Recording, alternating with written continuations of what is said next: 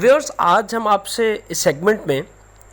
India اور China کے موجودہ حالات اور جنگ کی سی بنی ہوئی صورتحال پر بات کریں گے۔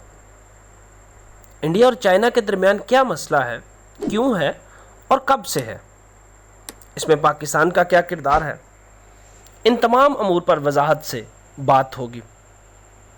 لیکن سب سے پہلے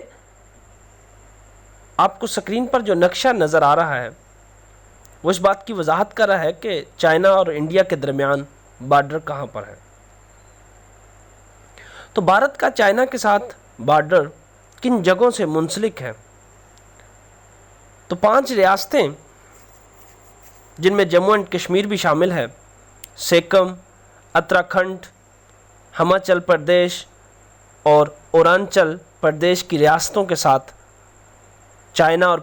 اور بھارت کی سرحد جو ہے وہ منسلک ہے۔ مختصراً ہم آپ کو بتاتے چلیں کہ ماضی میں چائنا اور بھارت کے درمیان ایک علاقہ اقصی چین کے حوالے سے تنازع تھا کہ آیا وہ علاقہ انڈین یونین ٹیریٹری لداخ کا حصہ ہے یا پھر چائنا کی ریجن زنجیانگ کا حصہ ہے۔ اور دوسرا جو تنازع تھا وہ اروناچل پردیش، جس کا پرانا نام نارتھ ایسٹ فرنٹیئر ایجنسی تھا، جو کہ MC موہن لائن جو کہ 1914 میں طے ہوئی تھی کہ جنوب میں واقع ہے۔ تاریخی تناظر میں 1962 میں سینو انڈین وار انہی 2 علاقوں میں ہوئی اور انہی کی وجہ سے ہوئی۔ اس کے بعد 1996 میں دونوں ممالک کے درمیان ہونے والا معاہدہ اور 2006 میں line of actual control LAC جیسے معاہدات طے پائے۔ لیکن بھارت کا یہ کہنا کہ اس کا 38,000 اسکوائر کلومیٹر کا علاقہ جو کہ ڈسپیوٹڈ ٹیریٹری ہے لداخ میں، وہ ابھی بھی چائنا کے قبضے میں ہے۔ لیکن ان سب تنازعات کے باوجود بھی،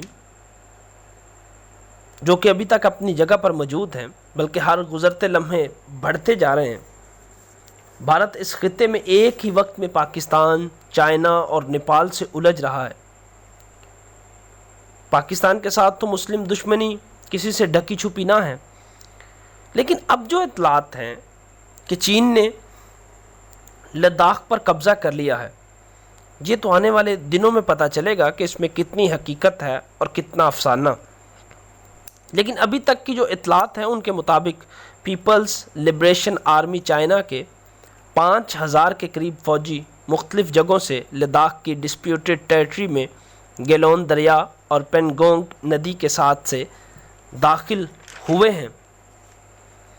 جہاں سے مختلف تصاویر اور ویڈیوز بھی منظر عام پر آئی ہیں، جن میں انڈین آرمی ڈائلاگ کرتی ہوئی دکھائی دے رہی ہے اور گڑ گڑاتی ہوئی دکھائی دیتی ہے،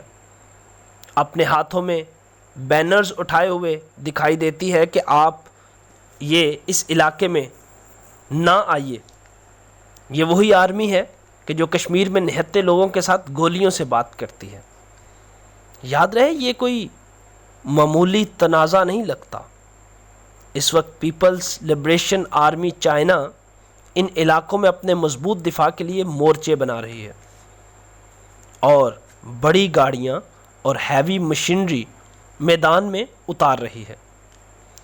اور یہ بھی کہ بھارتی فوج کی کوششوں کے باوجود بھی ابھی تک فلیگ سٹاف میٹنگ بھی نہیں ہو پا رہی۔ دوسری طرف جو کہ چائنا کی مدد سے نیپال میں تجارت کے لیے 87 کلومیٹر پر مشتمل روڈ چائنا کے تعاون سے چائنا تک بنایا جا رہا ہے، وہ بھی بھارت کے لیے تکلیف کا باعث بن رہا ہے۔ اور پھر پاکستان کے ساتھ تو بھارت کو ازلوں سے دشمنی ہے۔ ان تمام حالات نے جو اس خطے میں تبدیلیاں لے کر آ رہے ہیں، اس تناظر میں بھی ان کو دیکھا جائے کہ بھارت کیوں چاہے گا کہ پاکستان گلگت بلتستان میں ڈیم بنائے اور اپنی پانی کی ضروریات کو پورا کرنے کے قابل ہو، کیونکہ دریائے سندھ کے علاوہ پاکستان کے تمام دریا تقریباً سوکھ چکے ہیں اور خشک سالی کی آمد ہے۔ خطے میں بدلتی صورتحال کے پیش نظر پاکستان اور چائنا کے سی پیک کے معاہدات اور چائنا کا نیپال اور دیگر ممالک کے ساتھ اشتراک اس ریجن میں بھارت کو تنہا کر رہا ہے، کیونکہ بھارت نے ایک ہی وقت میں پاکستان کے ساتھ کشمیر اور گلگت بلتستان جیسے علاقوں کے ساتھ محاذ کھولا ہوا ہے، چائنا اور پھر اب نیپال اور دیگر ممالک کے ساتھ بھی اپنے تنازعات کو بڑھا رہا ہے۔ کیا یہ تمام حالات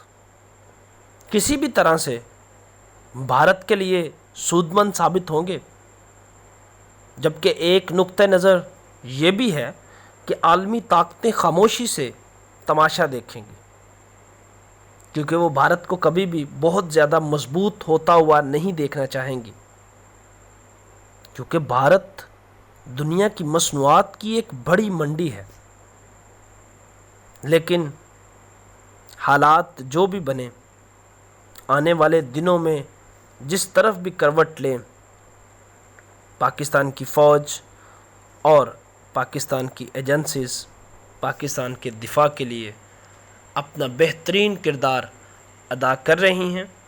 اور وہ اپنا کردار ادا کرتی رہیں گی انشاءاللہ۔